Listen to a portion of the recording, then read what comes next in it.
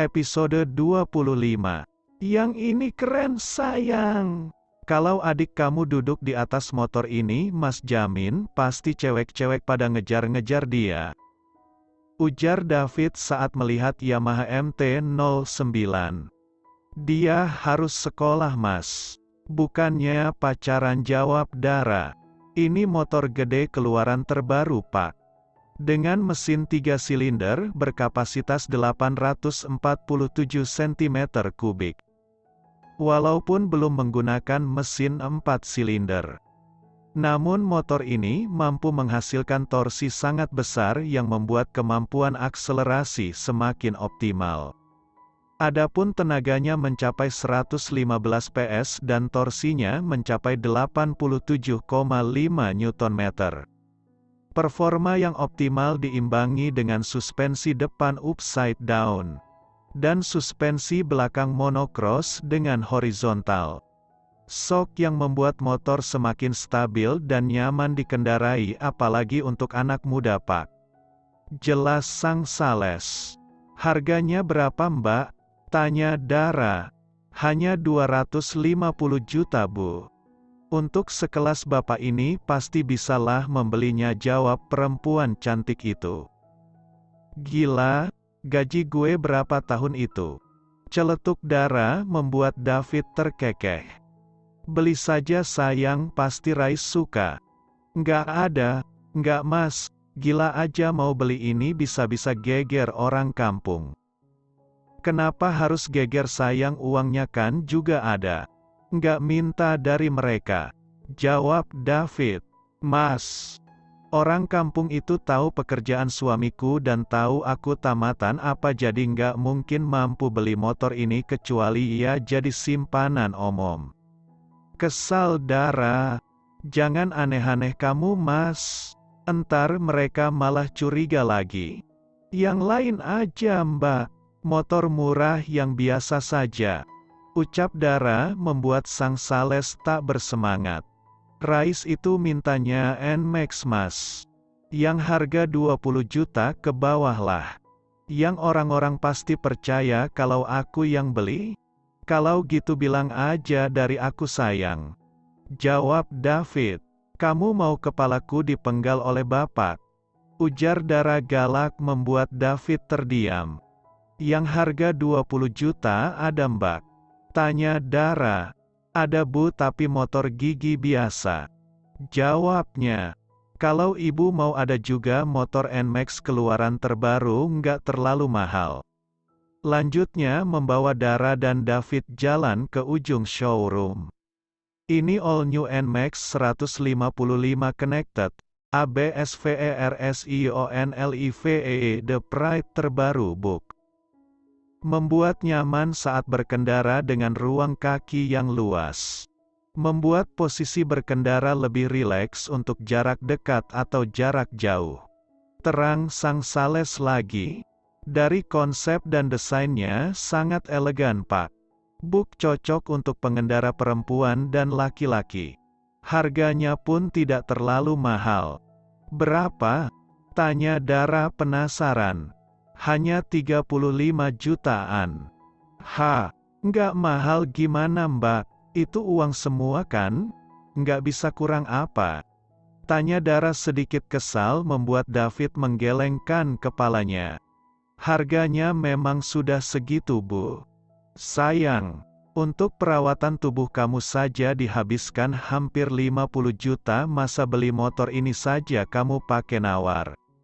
Bayar saja sayang, nanti Mas transfer lagi. Bisik David. Mas, ini bukan masalah uangnya Mas. Tapi kalau orang kampung tahu aku, David menutup mulut Dara dengan telapak tangannya. Mbak, kami ambil yang ini saja. Warna hitam ya. Tolong di packing rapi, nanti pihak ekspedisi yang ambil soalnya untuk kado. Ucap David membuat sang sales mengangguk patuh. Pantas saja pilih-pilih. Untuk kado toh, nggak mau yang mahal, takut rugi kali ya. Gumam sang sales pelan. Mas, lepas. Marah Dara. Sayang udah dong. Biar saja orang lihat kamu beli barang mahal untuk Rais, toh orang tahu kamu bekerja di Jakarta kan. Apalagi kamu punya suami. Tapi pasti keluarga suamiku akan curiga Mas. Sayang, stop. Biar saja orang tahu Mas justru ingin semuanya tahu kalau kamu adalah perempuan satu-satunya yang ada di hati Mas. Tekan David membuat Dara tak mengerti dengan jalan pikiran kekasihnya ini. David seharusnya tahu dengan posisi Dara saat ini bukan malah menambah masalah nantinya. Ayo kita ke ekspedisi sekarang. Ajak David membuat Dara ikut saja, dia sudah lelah berdebat. Elo jangan marah ya. Gue mau kasih lihat sesuatu. Ucap Ranti pelan saat mereka tengah makan siang bersama di kantin kantor. Kenapa? Tanya Dara penasaran. Ranti mengeluarkan ponselnya dan membuka galeri lalu memberikan pada Dara. Ini suami lu bukan? Tanyanya. Dara menatap ponsel Ranti dengan seksama tanpa membesarkan layar pun Dara tahu kalau itu sang suami Harry. Karena kebetulan baju yang dikenakan Harry adalah pemberian Dara saat mereka baru menikah. Iya, suami gue, jawab Dara pelan.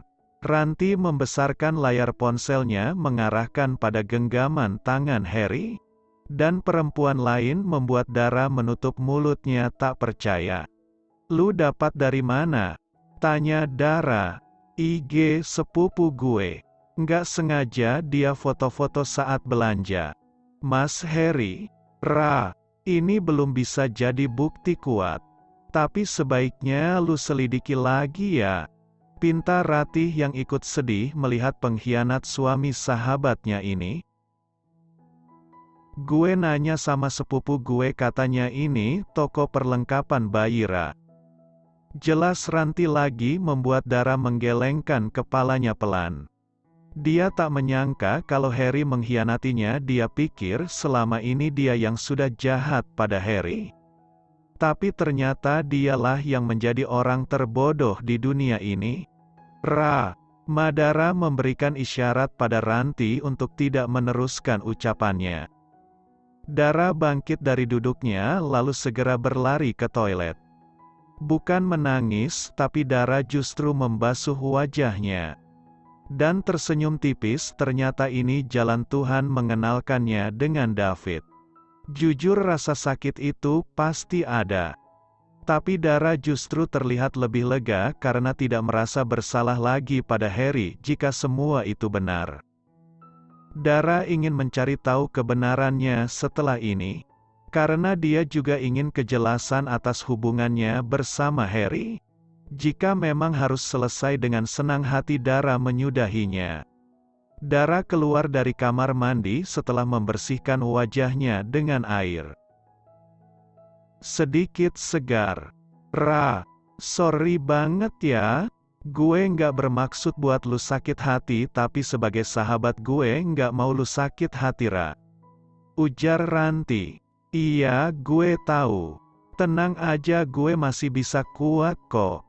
Mungkin ada hikmah di balik semua ini. Jawab Dara dan diangguki Ratih setuju. Mana tahu ada bos-bos kayak Sum yang mau minang gue setelah cerai dari tuh cowok. Canda Dara membuat Ratih justru menoyor kepala sahabatnya ini. Hayalan lu, mana tahu Tih, kalau ada gue rubah posisi lu jadi pengawas. Terus Bukia mau lu apain? Gue pecat, soalnya bawel banget. Jawab Dara terkekeh kecil membuat ketiga justru tertawa bersama. Gue senang lu kuat, ucap Ranti. Ya haruslah. Nggak mungkin nangis-nangis, kasihan kan, skincare mahal gue buat nangisin cowok yang nggak berguna. Jawab Dara tersenyum kecil. Kalau gue mungkin nggak tahu lagi harus gimana Geleng Ratih pelan. Mas, kalau aku ke Lombok boleh nggak? Tanya Dara tiba-tiba. Ke Lombok? Mau ketemu suami kamu? Memangnya sudah kangen banget ya? Sindir David cemburu. Bukan begitu mas. Cuma mau cek lokasi dia kerja aja. Alasan Dara. Kenapa harus dicek sayang?